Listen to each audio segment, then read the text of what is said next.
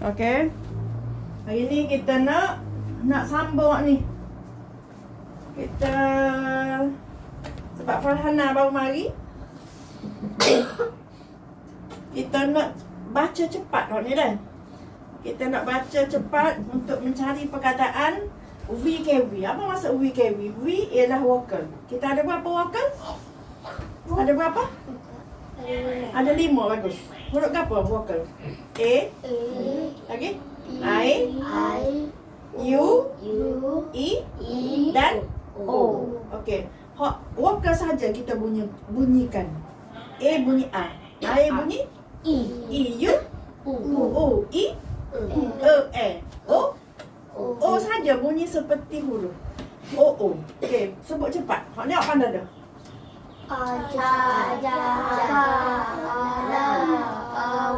Laju.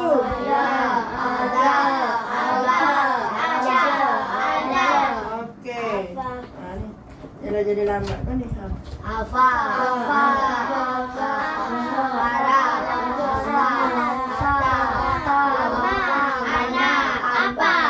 Gitulah. Kalau guna kad pun caranya tarik.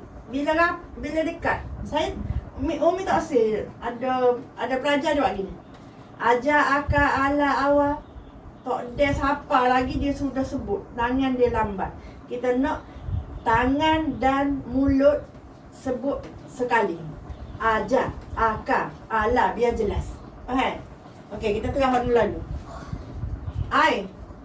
Ija, ika, ila, iwa, iya, ida, iba, ija, ida, iva, iga, iha, ira, ita, ida, ima, ina, ipa. Lepas tu huruf U. U bunyi U.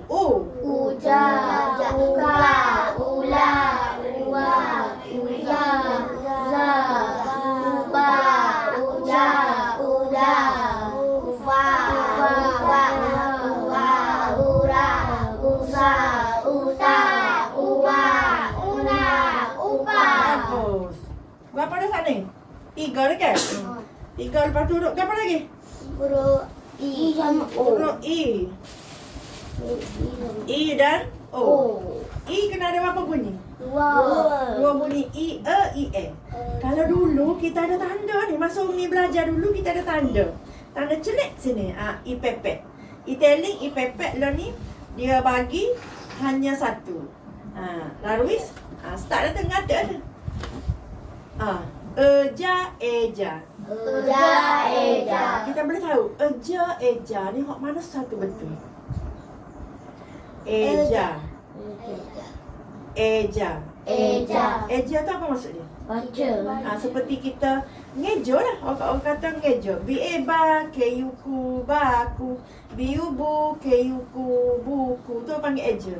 Kalau sebut terus seperti kita buat sekarang lah. Eja. Kita guna E dulu. Okey, cepat tengok sini.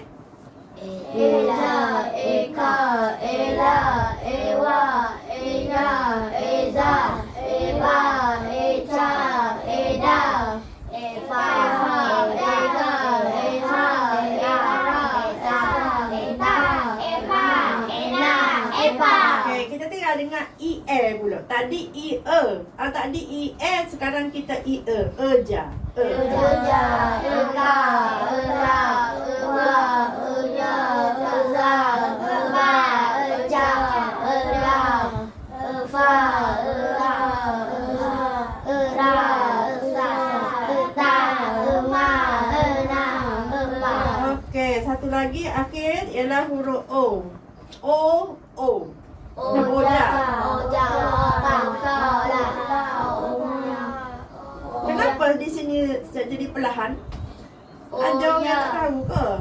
Tukar kau wa dengan ya ni.